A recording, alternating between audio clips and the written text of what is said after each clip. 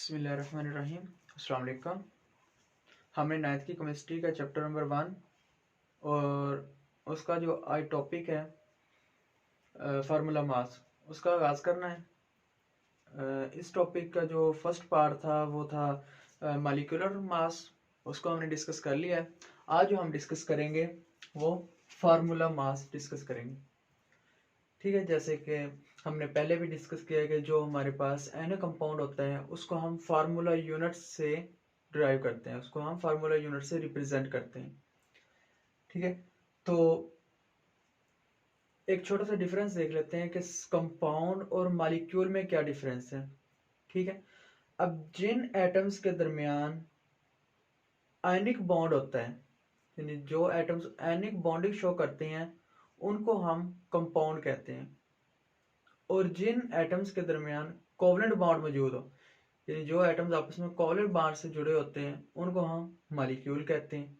ठीक है, तो मॉलिक्यूलर मास में हमने मॉलिक्यूल्स को डिस्कस किया था, तो फार्मूला मास में हम फार्मूला यूनिट या फिर कंपाउंड्स को डिस्कस करेंगे। ठीक है, तो सबसे पहले हमारे पास जो पॉइंट है वो ये है कि हमें ये समझना है कि व्हाट इज फार्मूला यूनिट। हमारे पास फार्मूला यूनिट जो है ये क्या है। हमने पीछे एम्पिरिकल फार्मूला को डिस्कस किया है। ठीक है, तो सेम वही इंपेरिकल फार्मूला ही क्या है, फार्मूला यूनिट है। फार्मूला यूनिट को हम इंपेरिकल फार्मूला कहते हैं, simplest whole number ratio. Empirical formula में भी हमने यही डिस्कस किया था कि इंपेरिकल फार्मूला क्या है, सिंपलेस्ट होल नंबर रेशो है। तो क्या है, फार्मूला यूनिट भी सिंपलेस्ट होल नंबर रेशो है। किसकी है, ऑइंस की है। कैसे, डिस्कस कर लेते हैं। देखें, हमारे पास क्या है जी, एक NaCl, ये क्या है जी, हमारे पास एक फार्मूला यूनिट है। फार्मूला यूनिट कैसे है जी, क्योंकि इसके दरमियान जो Na और Cl के दरमियान जो बॉन्ड है वो आयनिक बॉन्ड है। Na और Cl के दरमियान जो बॉन्ड है वो है आयनिक बॉन्ड है, इसलिए क्या है जी, ये एक फार्मूला यूनिट है। अब हमने डिस्कस किया था क्या क्या कि इसमें होता क्या है कि Na क्या करता है, अपना एक इलेक्ट्रॉन क्लोरीन को दे देता है। ठीक है, एक इलेक्ट्रॉन वो क्या करता है, अपना क्लोरीन को दे देता है। अब एक इलेक्ट्रॉन अपना क्लोरीन को देने से क्या होगा, Na पॉजिटिव और Cl नेगेटिव, और इनके दरमियान आयनिक बॉन्ड क्रिएट हो जाएगा। ठीक है, अब देखें ये भी क्या है, Na पॉजिटिव भी एक आयन है और Cl माइनस भी क्या है, एक आयन है। ठीक है, अब इसमें क्या है, कितने नंबर ऑफ इलेक्ट्रॉन्स हैं Na के, सोडियम के एक, क्लोरीन का भी कितना है, एक है। तो ये देखें ये क्या है, इसकी सिंपलेस्ट होल नंबर रेशियो है। ठीक है, ये क्या है, इंपेरिकल फार्मूले की तरह same simplest whole number ratio है।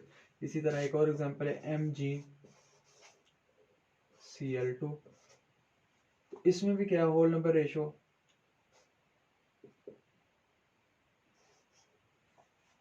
ठीक है, एक मैग्नीशियम में दो क्लोरीन, तो ये क्या है, सिंपलेस्ट होल नंबर रेशियो है। और ये क्या है, फार्मूला यूनिट।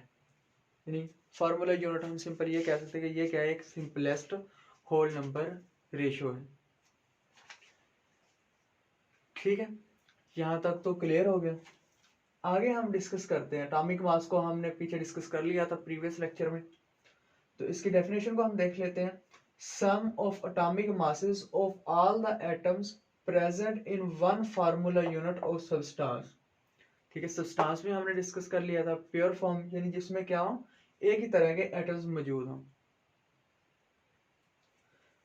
अच्छा, इधर एक और बात है, हमने डिस्कस किया है NaCl में आयनिक कंपाउंड को। ठीक है, इधर आयनिक कंपाउंड के बारे में हमने क्या डिस्कस किया था, हमने प्रीवियस लेक्चर में देखा था कि ये 3 डायमेंशनल क्रिस्टल फॉर्म में पाए जाते हैं। इधर एक और ये भी पॉइंट है, इसको भी हम देख लेते हैं कि क्रिस्टल की फॉर्म में कैसे पाए जाते हैं। क्रिस्टल का मतलब क्या है, क्रिस्टल का मतलब है एक रेगुलर सीक्वेंस, रेगुलर पैटर्न के जरिए ये अरेंज होते हैं। कैसे अरेंज होते हैं वो हम डिस्कस कर लेते हैं।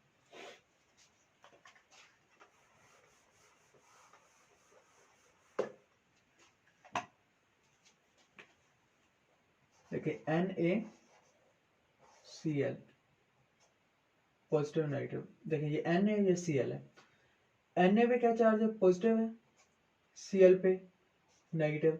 इसी तरह से Cl पे नेगेटिव, Na पे पॉजिटिव, Na पे पॉजिटिव, Cl पे नेगेटिव, इस तरह Cl पे नेगेटिव और Na पे पॉजिटिव।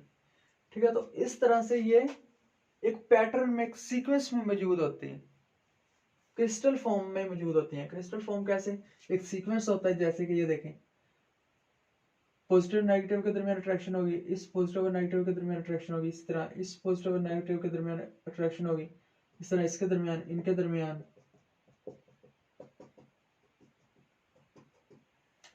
तो इस तरह से ये क्या करते हैं, एक क्रिस्टल फॉर्म बनाते हैं, रेगुलर पैटर्न इनमें मौजूद होता है। देखें ये क्या है, एक रेगुलर पैटर्न इनके दरमियान पाया जाता है। इसके बाद हम क्या करते हैं, अपनी डेफिनेशन की तरफ जाते हैं, जो हमारा मेन टॉपिक है उसको। पहले थोड़ा सा ये कॉन्सेप्ट है, इसको हम देख लेते हैं कि क्रिस्टल और थ्री डिमेंशनल फॉर्म में ये कैसे पाए जाते हैं। क्रिस्टल फॉर्म में समझ आएगी, ये क्या है, इनके दरमियान एक रेगुलर पैटर्न पाया जाता है, रेगुलर पैटर्न मौजूद होता है। ठीक है, क्रिस्टल की समझ आ गई। अब है थ्री डिमेंशनल। थ्री डिमेंशन में हमारे पास आ जाती है इसकी लेंथ, इसकी width,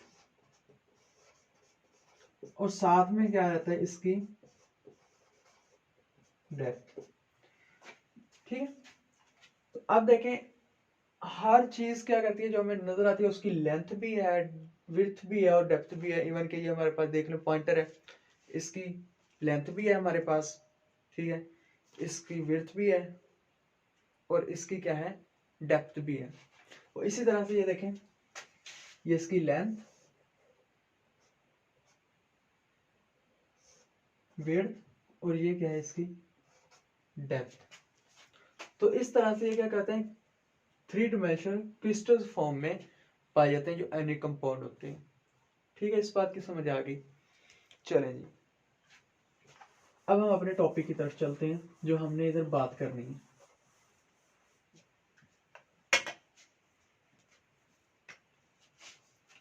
Sum of atomic masses of all the atoms present in one formula unit of substance। एक हम फार्मूला यूनिट ले लेते हैं, एक हमारे पास डिश है, इसमें हमारे पास काफी फार्मूला यूनिट्स मौजूद हैं, NaCl। इसमें से क्या करते हैं, हम एक फार्मूला यूनिट ले लेते हैं, NaCl। ठीक है, अब क्या करते हैं, हम इनके एटॉमिक मासेस को जमा करते हैं। तो हमारे पास जो Na का एटॉमिक मास है 23, और जो क्लोरीन का एटॉमिक मास है हमारे पास वो है 35। ठीक है, तो इसका सम हमारे पास तकरीबन 58 AMU हो जाएगा। यानी कि एक फार्मूला यूनिट का जो फार्मूला मास है वो 58 एटॉमिक मास यूनिट है। ठीक है, EMU एटॉमिक मास यूनिट, ये इसका क्या है, यूनिट है। तो क्या है जी, एक फार्मूला यूनिट का जो फार्मूला मास है वो क्या है, एटॉमिक मासेस का सम है। और NaCl का जो एक यूनिट फार्मूला, एक फार्मूला यूनिट है, उसका जो फार्मूला मास है वो 58 AMU है। ठीक है, पहले भी डिस्कस किया, अगेन मैं आपको बता देता हूं कि जो कंपाउंड्स हैं उनको हम रिप्रेजेंट करते हैं फार्मूला यूनिट से, और जो मॉलिक्यूल है उनको हम मॉलिक्यूलर फार्मूला से, मॉलिक्यूल्स को हम मॉलिक्यूलर फार्मूला से, और एनी कंपाउंड को हम फार्मूला यूनिट से रिप्रेजेंट करते हैं। ठीक है, अगेन देख लें, जो मॉलिक्यूल्स हैं उनको हम मॉलिक्यूलर फार्मूला से रिप्रेजेंट करते हैं, और जो हमारे पास कंपाउंड या एनी कंपाउंड है उनको हम रिप्रेजेंट करते हैं फार्मूला यूनिट से।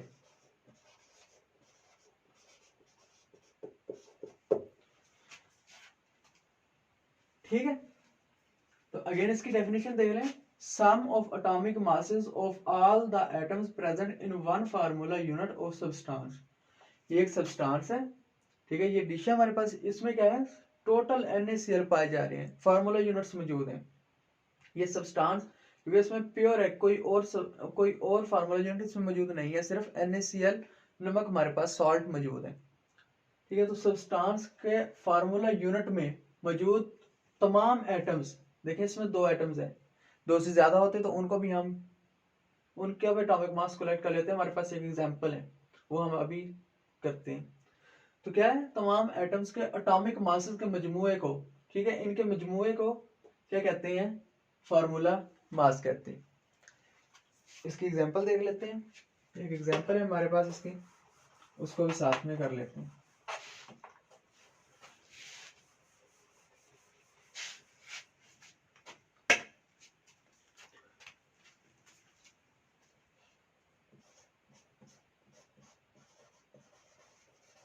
एग्जाम्पल देखें, एग्जाम्पल है हमारे पास K2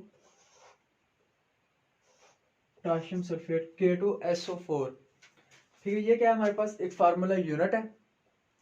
फार्मूला यूनिट में कितने एटम्स हैं, पोटाशियम हमारे पास कितने हैं, 2, सल्फर 1 है, प्लस ऑक्सीजन कितने हैं, 4।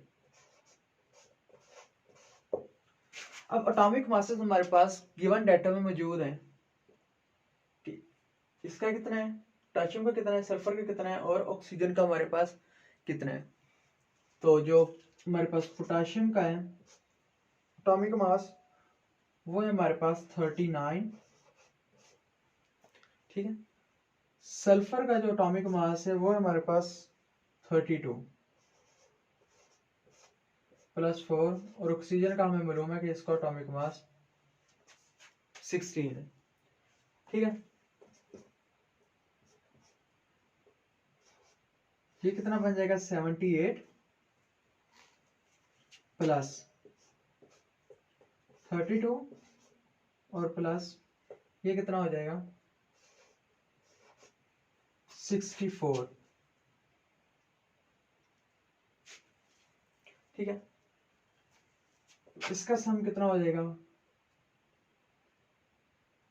174 EMU। ठीक है, किसका है, K2SO4। तो इस तरह से हम क्या कर सकते हैं, किसी भी फार्मूला यूनिट का फार्मूला मास हम मालूम कर सकते हैं। आज के लिए आज का टॉपिक हमारा मुकम्मल होगा। फार्मूला मास भी और मॉलिक्यूलर मास दोनों डिस्कस कर लिए हमने। इंशाल्लाह नेक्स्ट लेक्चर में हम नेक्स्ट टॉपिक को डिस्कस करेंगे, और तब तक के लिए अल्लाह हाफिज़।